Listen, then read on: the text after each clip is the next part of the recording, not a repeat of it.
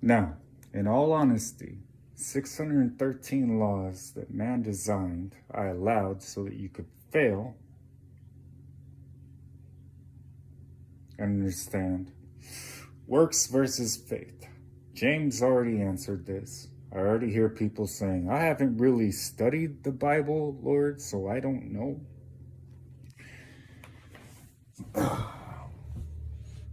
Well, I do. So here's my answer to that.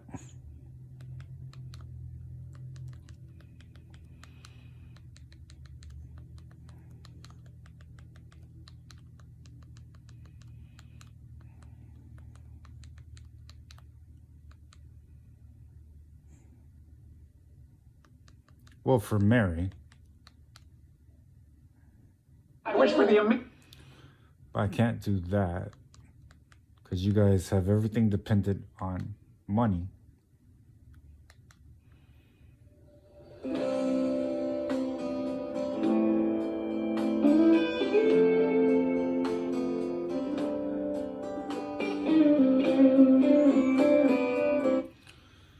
As far as the church goes, because I always have to deal with the church.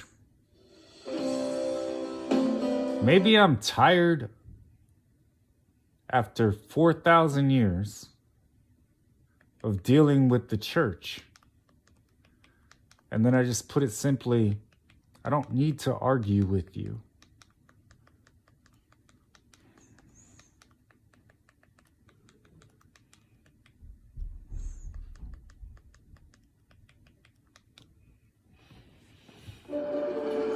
I'm getting vaccinated with Prevnar 20. So am I.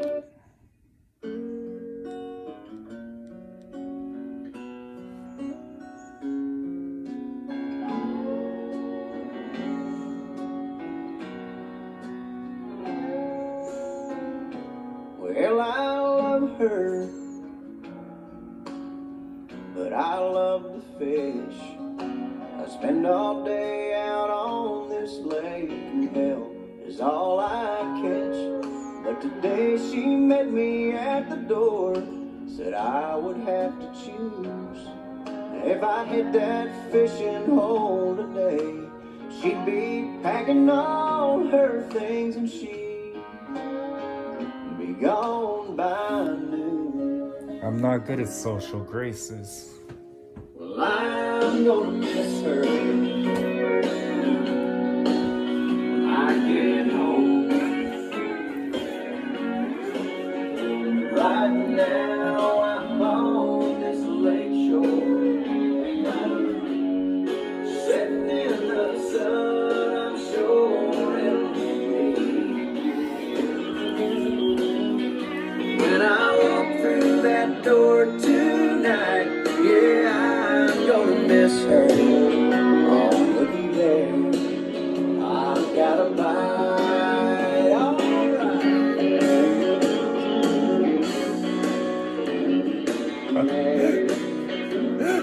Lord, can you imagine all these humans, right?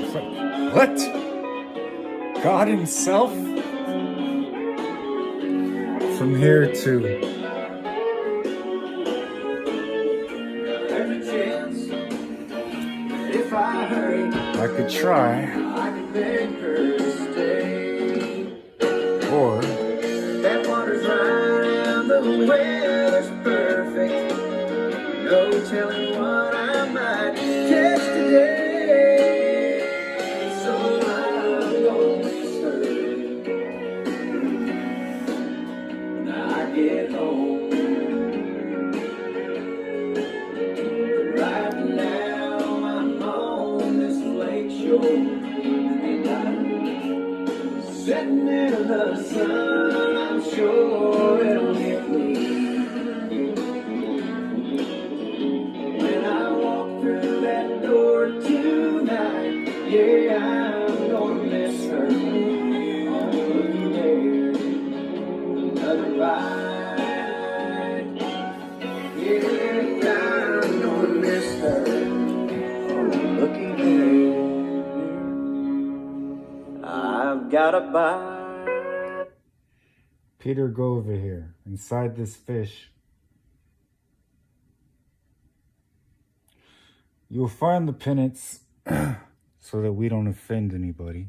But what if we don't want to live as if everything we do offends somebody because they matter instead of you mattering? So permit me to use all of creation. Pretend like I'm thinking for a second.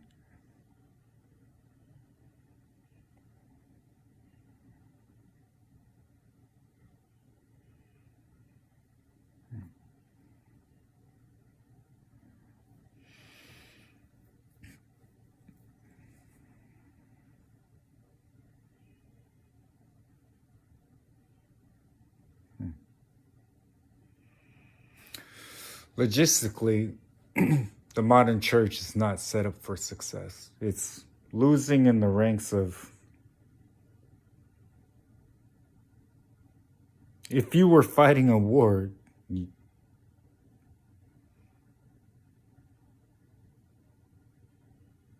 didn't even really sign up to fight. So then when you're told to do something, I didn't sign up for this. So your first problem is that I'm going to call this deconstruction, because there is a popular doctrine that the church is going against deconstruction. Rather, the kingdom of heaven is saying deconstruction is needed.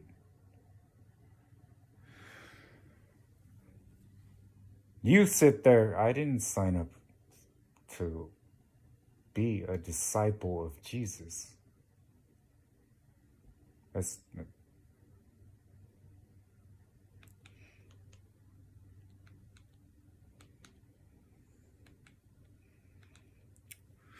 reality in the spirit.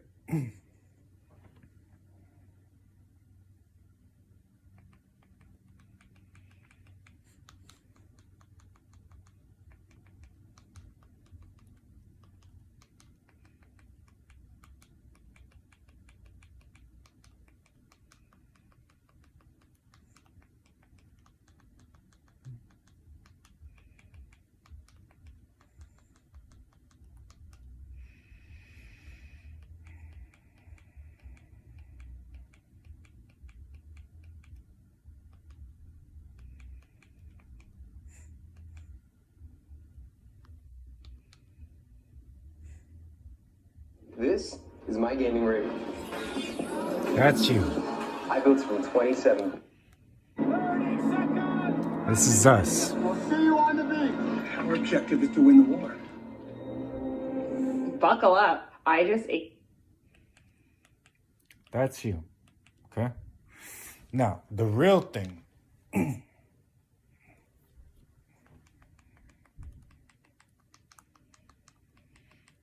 Before you even reach that level,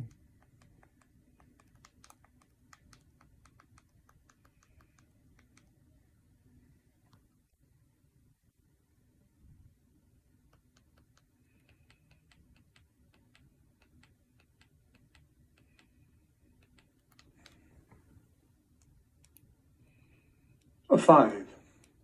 What are we to make of Jesus Christ?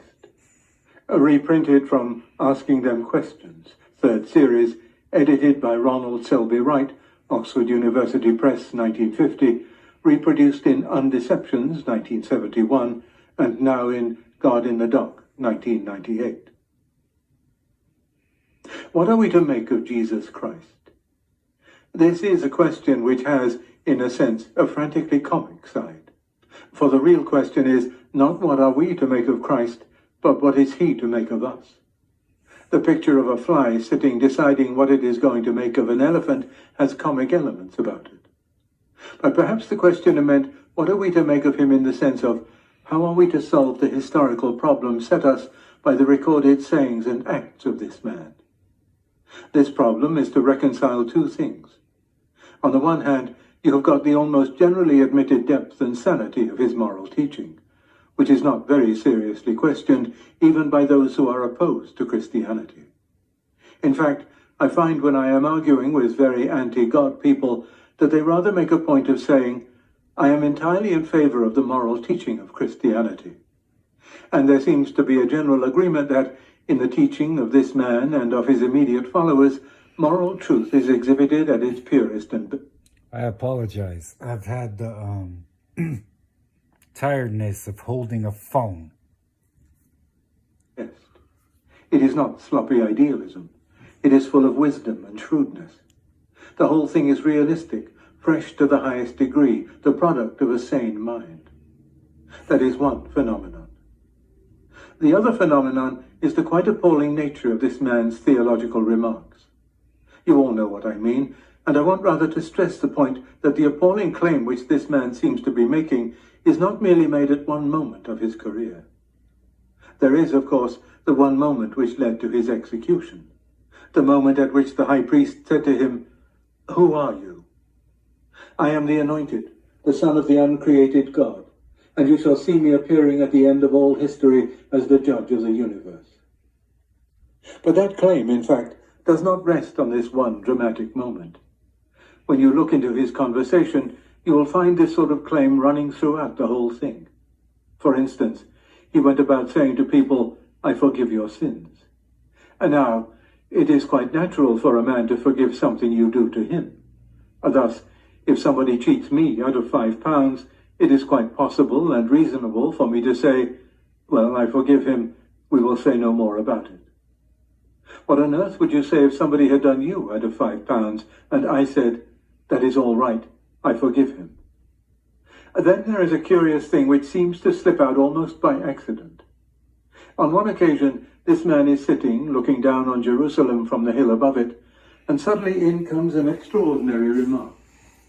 "I keep on sending you prophets and wise men." Nobody comments on it. And yet, quite suddenly, almost incidentally, he is claiming to be the power that all through the centuries is sending wise men and leaders into the world. Here is another curious remark. In almost every religion, there are unpleasant observances like fasting. This man suddenly remarks one day, "No one need fast while I am here." Who is this man who remarks that his mere presence suspends all normal rules? Who is the person who can suddenly tell the school they can have a half holiday? Sometimes the statements put forward the assumption that he, the speaker, is completely without sin or fault. This is always the attitude. You to whom I am talking are all sinners. And he never remotely suggests that this same reproach can be brought against him. He says again, "I am the begotten of the one God. Before Abraham was, I am." And remember what the words "I am" were in Hebrew.